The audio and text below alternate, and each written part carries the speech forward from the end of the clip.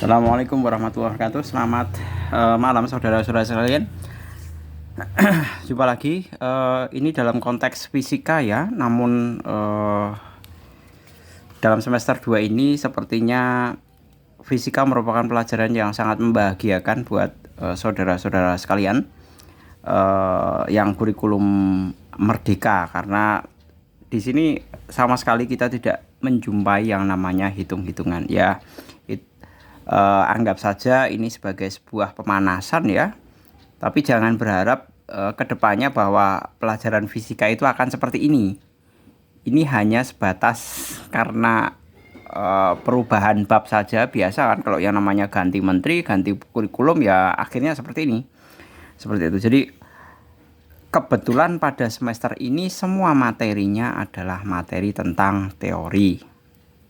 Dan saya rasa itu adalah suatu hal yang membahagiakan, tidak membuat kalian stres, tidak perlu kalian untuk menyediakan paracetamol manakala setelah selesai habis pelajaran fisika. Tapi sabar saja, besok sekitar ya 2 bulan lagi, pertengahan Juli kalian akan berhadapan dengan fisika yang sebenarnya. Jadi real fisikanya itu besok saat kalian kelas 2 atau kelas berapa itu? 11 ya. Kelas 11. Itu akan banyak dijumpai mengenai hitungan fisika. Jadi mohon bersabar, anggap ini sebagai pengantar. Oh, fisika itu tidak selalu menakutkan, ternyata ada teorinya. Kita mulai mengenai pembahasan uji capaian pembelajaran 2 atau ujian akhir semester 2. Nomor 1, berikut yang merupakan salah satu alasan pengembangan sumber energi terbarukan harus segera diupayakan secara luas adalah yang A, menarik perhatian dunia agar beralih ke sumber energi terbarukan, bukan ya. Melimpahnya ketersediaan batu bara di alam, itu juga bukan. Kemudian proses pengambilan batu bara yang belum didukung dengan teknologi canggih, itu bukan jawaban. Kemudian yang D, meningkatnya kebutuhan listrik yang diimbangi dengan menipisnya sumber energi fosil. Nah, inilah jawabannya. Sudah jelas ini jawabannya. Karena apa? Yang namanya sumber energi fosil itu sudah dimanfaatkan sedari dulu kala. Otomatis kalau sudah dimanfaatkan sedari dulu kala, otomatis cadangannya itu kan semakin berkurang.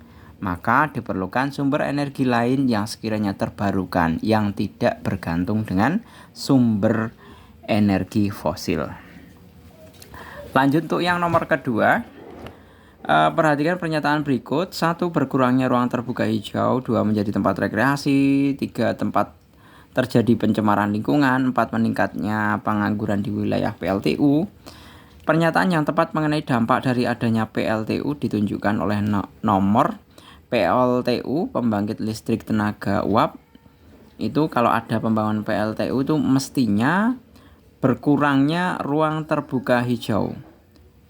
Ya, nomor 1 itu benar. Kemudian menjadi tempat rekreasi tidak mungkin. Kalau pembangkit listrik tenaga uap itu tidak mungkin jadi tempat rekreasi.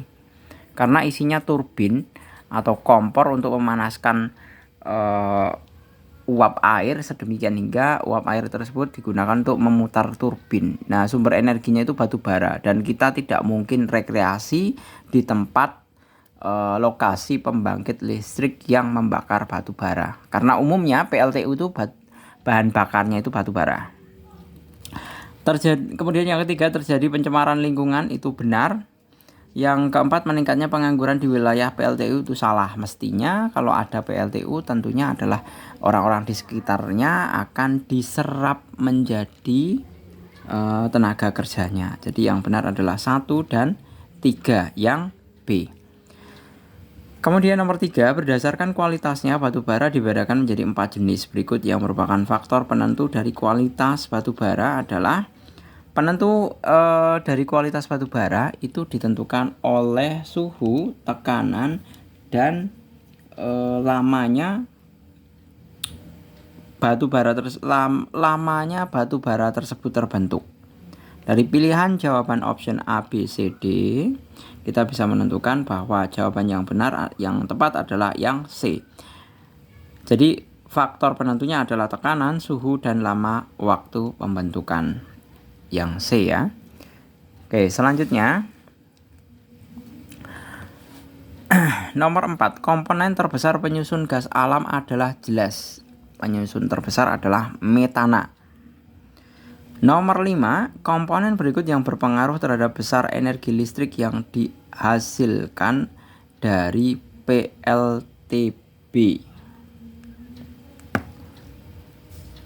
Pembangkit listrik tenaga bayu. Nah, boleh saya Pak Jul ceritakan terlebih dahulu bahwa pembangkit listrik tenaga bayu itu dihasilkan dari kincir angin. Nah, semakin panjang baling-balingnya atau semakin besar baling-balingnya, maka listrik yang dihasilkan akan semakin besar. Negara yang sukses menggunakan PLTB atau pembangkit listrik tenaga bayu, kita bisa mencontoh negara di Belanda. Jadi itu di sana itu kan makanya ada apa itu sebagai negara kincir angin ya.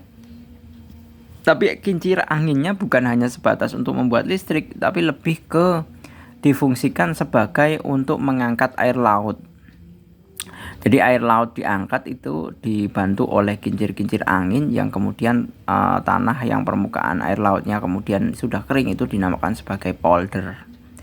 Seperti itu. Nah, yang berpengaruh terhadap besarnya energi listrik adalah turbin. Jadi semakin besar turbinnya, dia akan semakin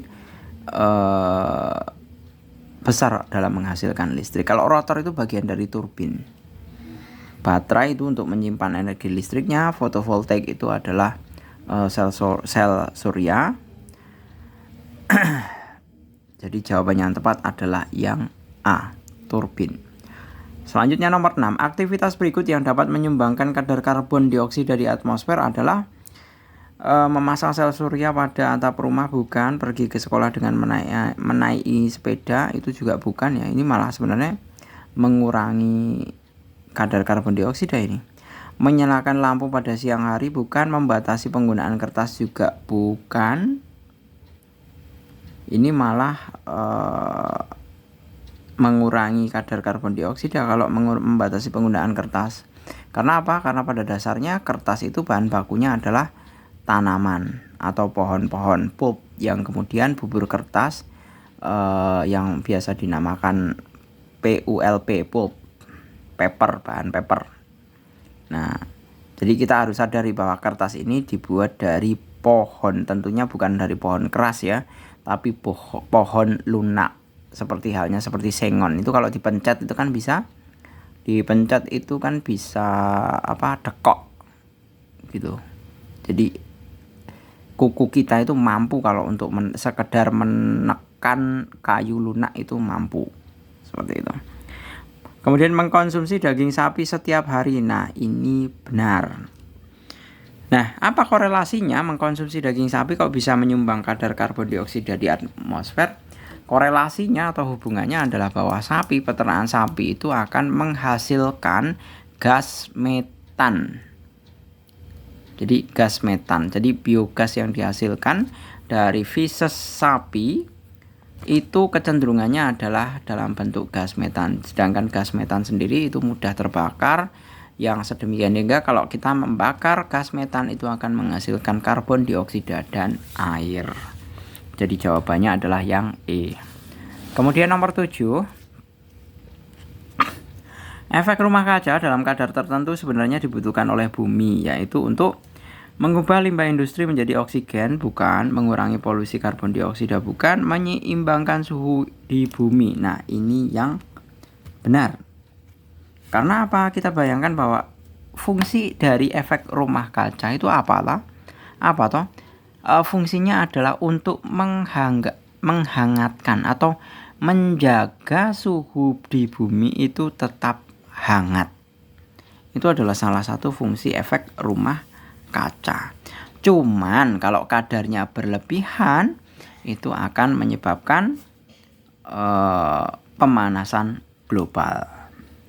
Selanjutnya nomor 8, lapisan ozon memiliki peranan penting dalam melindungi bumi, yaitu sebagai pelindung bumi dari sinar ultraviolet. Namun lapisan ozon dapat rusak karena meningkatnya gas rumah kaca. Berikut aktivitas manusia yang dapat merusak lapisan ozon adalah,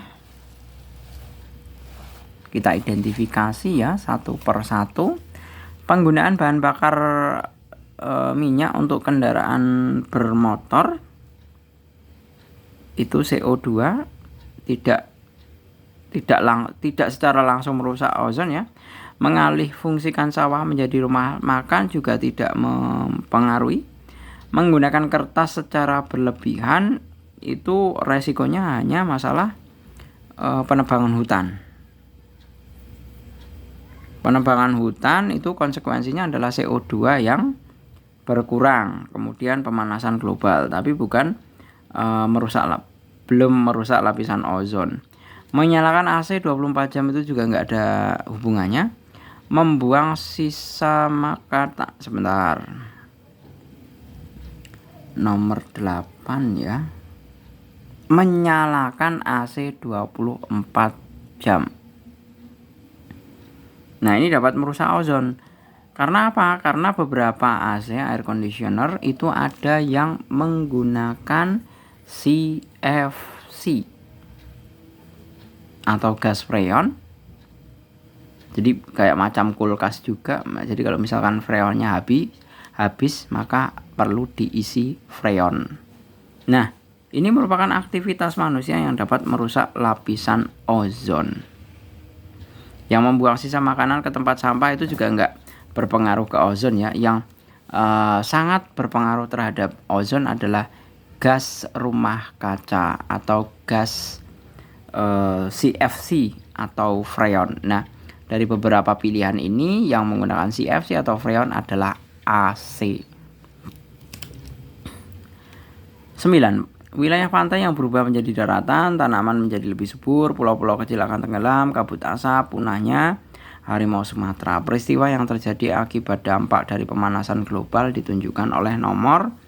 Akibat dari pemanasan global itu tentunya adalah tenggelamnya pulau-pulau kecil. 3 itu benar. Kemudian kabut asap.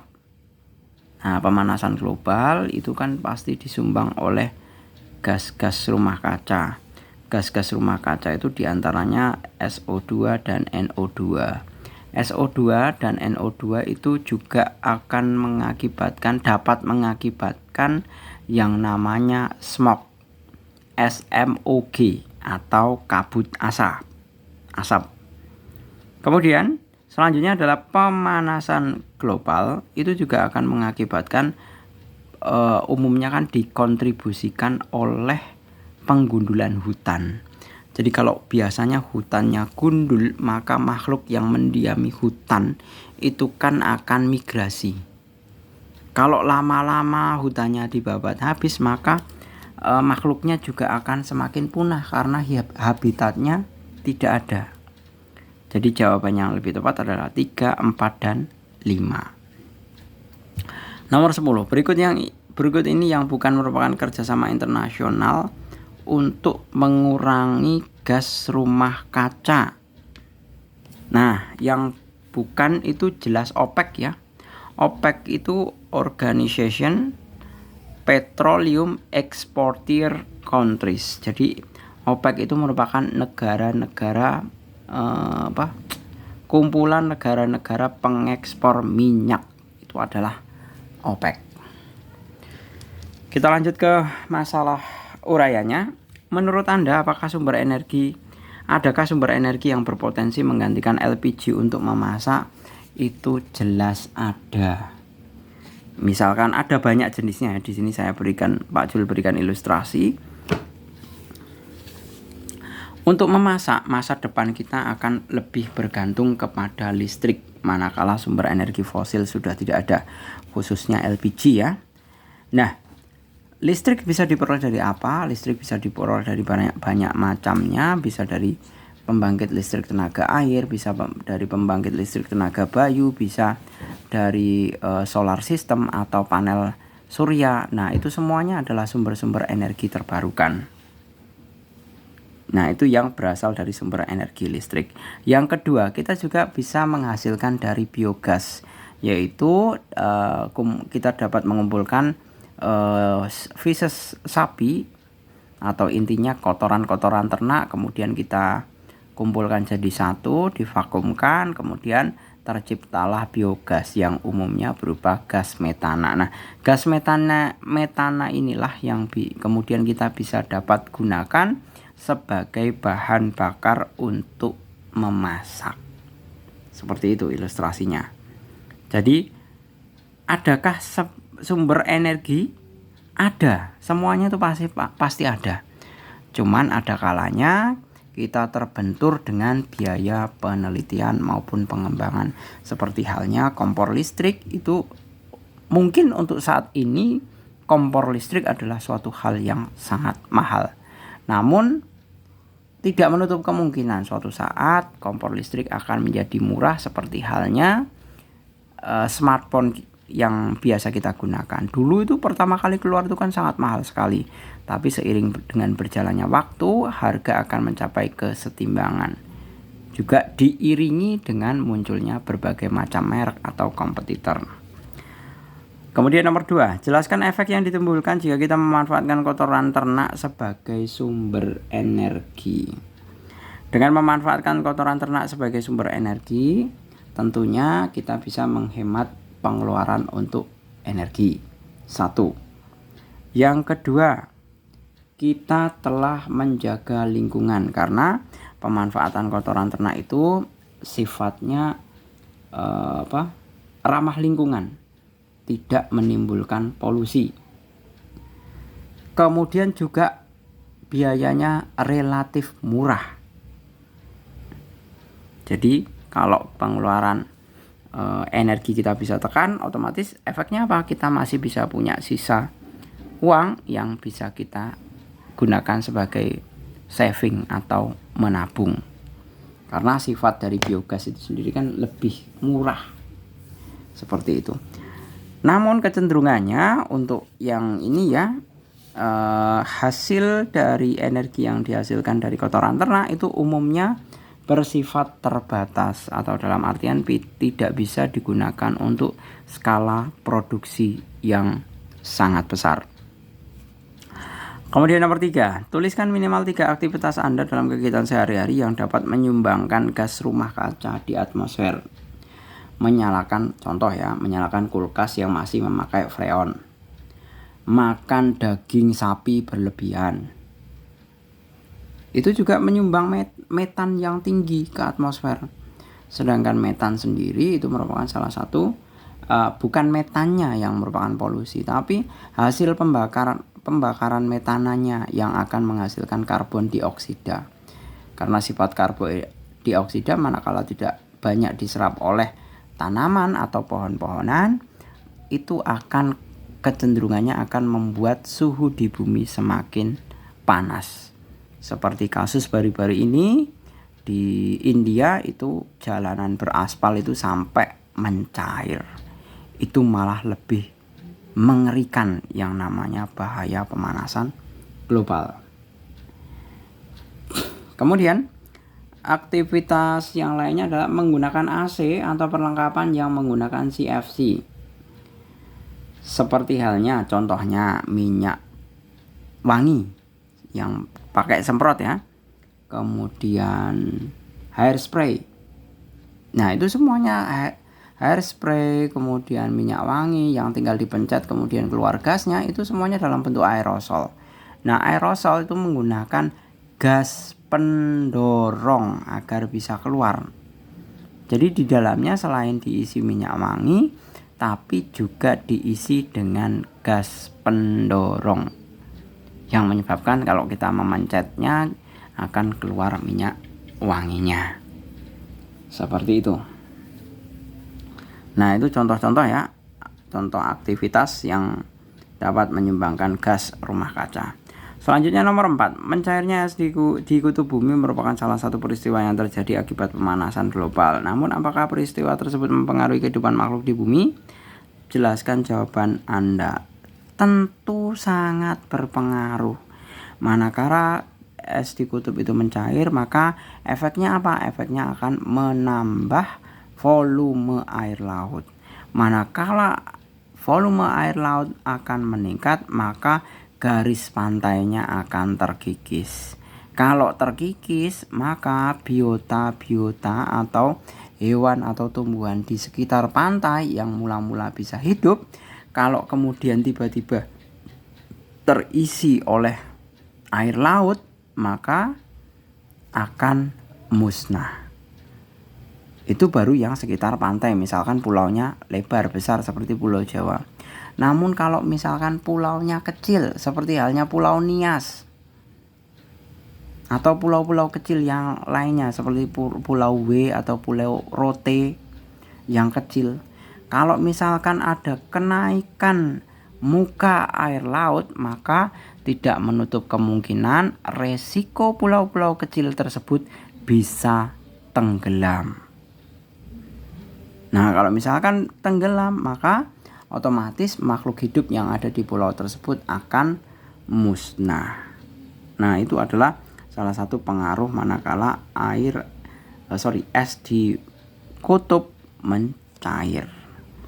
Selanjutnya nomor 5, jelaskan dampak yang ditimbulkan dengan adanya gerakan menanam pohon bersama terhadap pemanasan global.